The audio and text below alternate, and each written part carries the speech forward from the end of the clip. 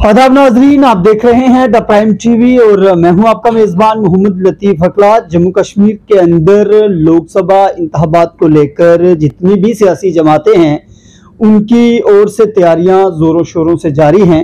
और अगर हम भारतीय जनता पार्टी की बात करें तो भारतीय जनता पार्टी भी हर वो कोशिश कर रही है जिससे कि जम्मू कश्मीर के अंदर पांचों की पांचों लोकसभा असेंबली नशिस्तों पर कामयाबी हासिल की जा सके। और अगर हम बिलखसूस बात करें राजौरी अनंतनाग कॉन्स्टिट्यूंसी की तो उस पर भी भारतीय जनता पार्टी की ओर से बड़ी कोशिशें जो है वो की जा रही हैं।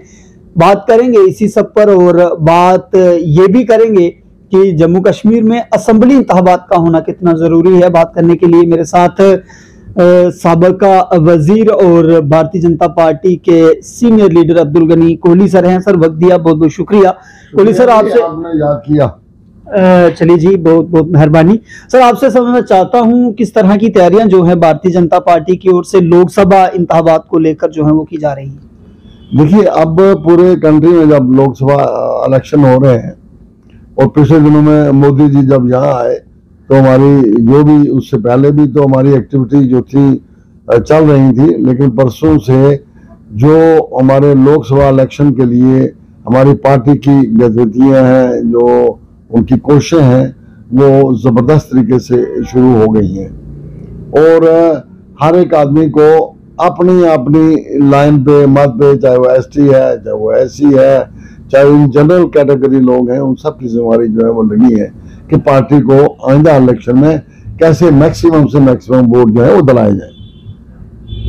सर, अगर हम बात करें राजौरी पुंछ कॉन्स्टिट्यूंसी की तो क्या फैक्टर जो है वो रहेगा? क्या भारतीय जनता पार्टी को लोग जो हैं वोट देंगे? क्योंकि सुनने में ये चीजें सोशल मीडिया के ऊपर हम देख रहे हैं कि गुज्जर पहाड़ी जो फैक्टर है वो बहुत ज्यादा काम जो है इस इलेक्शन में जो है बिलखसूस राजौरी पुंछ के अंदर करेगा।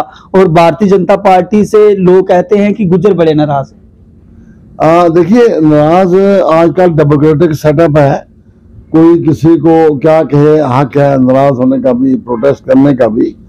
लेकिन मैं आपको बता दूं कि भारतीय जनता पार्टी ने गुज्जर बकरवाल को बड़ी जो मराहत है वो दी है, इसमें कोई शक नहीं है। और जो हमारी सेंट्रल हुकूमत है वहाँ हर एक का हक है, वो जा सकता है कि हमें ये मराहत मिले, ये फायदा मिले, उसमें चाहे पहाड़ी लोग हों, चाहे ओबीसी के लोग हों, चाहे और अदर देन दिस आल्सो, अगर कोई है वो भी जाके अप्रोच कर सकता है कि हमें जो है वो फायदा मिलना चाहिए। और ये वो हुकूमत है जिसने बड़े गौर और फिक्र से देखा है कि कौन कौन डिजर्व करने वाले लोग हैं, उन पे इन्होंने काम किया और लोगों को फायदा देने की कोशिश जो है वो की है। ऐसे स्टेटस हमें समरे 90s में मिला था, लेकिन जो हमें मराहत मिलनी चाहिए थी वो इतने साल नहीं मिली। मसलन 30, 32, 35 साल तक नहीं मिली। जैसे फॉरेस्ट राइट एक्ट था, आप जरूर सवाल पूछेंगे, देखिए जी वहां पे आउटपुट नहीं है, वो सही बात है, आउटपुट नहीं है। और फर्दर इंफॉर्मेशन मैं बता दूं, अब लेटेस्ट चीफ सेक्रेटरी ने एक मीटिंग की है फॉरेस्ट राइट एक्ट के मुताल्लिक। हर इलाके के डीसी साहब को बुलाया, फॉरेस्ट डिपार्टमेंट के हर ऑफिसर को बुलाया, चाहे वो चीफ कंजर्वेटर ऑफ फॉरेस्ट हो, चाहे वो प्रिंसिपल हो, कंजर्वेटर ऑफ फॉरेस्ट हो, रेवेन्यू सेक्रेटरी हो, फॉरेस्ट सेक्रेटरी हो, बुला के उनको कहा है, उन्होंने टाइम बाउंड लिमिट दी है कि इसमें इन लोगों के मसाइल जो है वो हल होने चाहिए। और जो डिजर्व करता है फॉरेस्ट राइट एक्ट में, उनको वो जो है वो प्रॉपरली उनकी फाइलें बने और उनका अकॉर्डिंगली उस पर एक्शन हो, ताकि जो गवर्नमेंट की पॉलिसी है उस पर अमली तौर पे जो है वो उस पर काम हो। कुल सर, आपसे एक चीज समझना चाहता हूँ, आपने भी सियासत में जो है बड़ा लंबा वक्त जो है वो दिया और बिलखसूस जिस कौम से, जिस कबीला से आप लोग आते हैं, उनकी हालत जो है जब ये एनुअल माइग्रेशन का वक्त आता है तो हम सड़कों पे देखते हैं 6 महीने ये लोग जम्मू के ये जो नज़दीकी इलाके हैं यहाँ पे दरबदर हैं, कश्मीर में जाते हैं वहाँ दरबदर हैं। इनकी हालत जो है वो क्यों नहीं बनी? हालांकि इनके लिए बड़े बड़े वादे जो हैं पिछली हुकूमतों की जानिब से भी किए जाते रहे हैं, जिसमें उन्होंने कहा कि गुज्जर बकरवालों के लिए एडवाइजरी बोर्ड बने। उसके बाद भारतीय जनता पार्टी जो आपकी जमात है वो भी बड़े बड़े दावे कर रही है, लेकिन वो लोग आज भी बेचारे सड़कों पर खज्जल हैं, सड़कों पर दरबदर हैं। उनकी ओर क्यों नहीं किसी जमात ने देखा, और आखिर इन लोगों का भला कब होगा?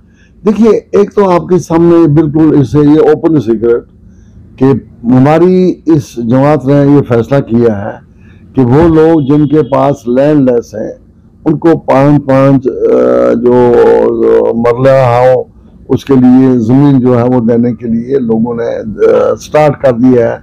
ऑनलाइन फार्म भरना, उनकी फाइलें जो है बन रही हैं। ये मामूली बात नहीं है। ठीक है, जो नई जब स्कीम जब भी कोई स्कीम नई शुरू हो तो टाइम तो लगता है उसमें, नंबर 1। अब उसके अलावा आपने कहा कि इनकी जो मूवमेंट होती है, मुझे पता है यार, इसके लिए हमने बड़ा लड़ा है। मैं शुरू से जब से बीजेपी में आया, मेरे साथ बकरवाल लोग, मैं डेपुटेशन जब हमारे राजनाथ सिंह जी होम मिनिस्टर थे तब भी हम इनको मिले कि इनको 1.5-2 महीना लगता है जाने में पहाड़ों पे, और 1.5-2 महीना वापस आने में लगते हैं। 2-3 महीने वो वहां पे रहते हैं बेचारे। तो इस रास्ते में पहाड़ों से आना, इतनी बारिश, इतनी मुश्किलात, चाहे अगर हम इंसानों की बात करें, हमारी बच्चियां होती हैं, कोई प्रेग्नेंट होती हैं, कोई लेडी प्रेग्नेंट होती हैं, उनके जो भेड़ बकरी के छोटे बच्चे होते हैं वो मर जाते हैं इस स्टार में, इस तूफान में। वो किसी रास्ते से जाए, चाहे वो रामबन के रास्ते से जाए, चाहे वो पीर पंजाल के रास्ते से जाए, बड़ा नुकसान है। तो हमने अपने तौर पर बड़ी कोशिश की थी कि इनको ट्रांसपोर्ट मुहैया की जाए ताकि एक दिन में ये चले जाए। बिल्कुल, उसमें हमारे कुछ ऑफिसर लोगों का भी रोल है। मैं नहीं कहता हूं कि हमने किया, लेकिन यहाँ तक कि जब यहाँ गवर्नर साहब थे मलिक साहब, तो जब उनके नोटिस में मैंने बात लाई, ऊपर से भी बात आई, उन्होंने कहा इस साल हम इमीडिएटली करेंगे। somehow when he was transferred here from here, तो उसके बाद जो नए गवर्नर साहब आए उन्होंने उस पर अमल किया, गाड़ियां दी लोगों को। अब 100% तो नहीं मिल सके, लेकिन ये है काफी हद तक लोगों को रिलीफ हुआ कि जो बेचारे पैदल आया करते थे 1.5-2 महीना बरसात में परेशानी में, उससे वो लोग हैं काफी हद तक बचे और वो अपने घरों को आराम से पहुंचे। कितनी सीटें कोहली साहब आपको लगता है कि भारतीय जनता पार्टी जम्मू कश्मीर से निकाल लेगी? देखो, हमारे जो प्रेसिडेंट हैं उन्होंने बिल्कुल ये कहा है कि हम मेजॉरिटी जो है वो ले लेंगे और हुकूमत जो है वो हमारी बनेगी। लोगों को क्या पैगाम जो है वो देना चाहेंगे, जिस तरह से इस वक्त सियासी हलचल जो है वो शुरू हो गई है और गुज्जर कम्युनिटी में आपकी बात को माना जाता है, सुना जाता है, आपकी बात असर रखती है, क्या पैगाम जो है देना चाहिए? देखिए, मैं तो खुद बीजेपी में हूँ, तो मैं चाहूंगा मेरी पार्टी जो है वो मजबूत से मजबूतर हो। ठीक है, अगर किसी को गिला है हम बात कर सकते हैं, वो कैन डिस्कस कि अगर आपको दूसरी पार्टी मराद जो है वो कितना दे रही है और भारतीय जनता पार्टी कितना दे रही है और पुरानी पार्टियों ने कितना दिया है, आओ बैठ के हम बात करें, तो ये बिल्कुल जाहिर हो जाएगा कि भारतीय जनता पार्टी ने गुजरों के लिए बहुत कुछ किया है।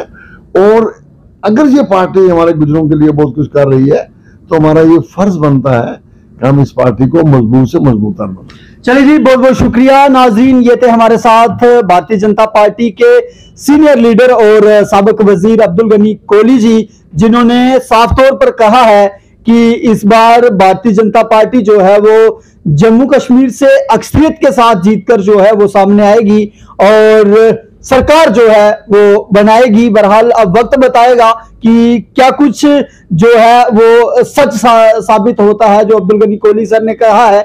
और जहां तक गुज्जर वर्सेस पहाड़ी फैक्टर जो इंतखाबात हैं वो हमने समझने की कोशिश की, जिस तरह से राजौरी पुंछ के अंदर हो या वादी कश्मीर के अंदर हो, लोग बात कर रहे हैं कि इस बार जिस तरह से पहाड़ी कबीला के लोगों को एसटी जुमरा में जो है सरकार ने शामिल किया है, तो एक ये भी बहुत बड़ा फैक्टर जो है वो रहने वाला है। तो कोहली साहब ने साफ तौर पर कहा है कि ऐसा कोई भी तबका नहीं है जो किसी जमात को 100% वोट जो है वो देगा, ना तो पहले कोई तबका किसी जमात को 100% वोट जो है वो देता रहा है, और ना ही जहां तक इन्होंने कहा कि हमें लगता है कि आने वाले दिनों में कोई तबका जो है वो 100% वोट देगा, लेकिन अक्सरियत जो है वो भारतीय जनता पार्टी की होगी और भारतीय जनता पार्टी जो है वो जीत कर आएगी। देखते रहे प्राइम टीवी। मुझे और मेरी टीम को दें इजाजत। अल्लाह हाफिज।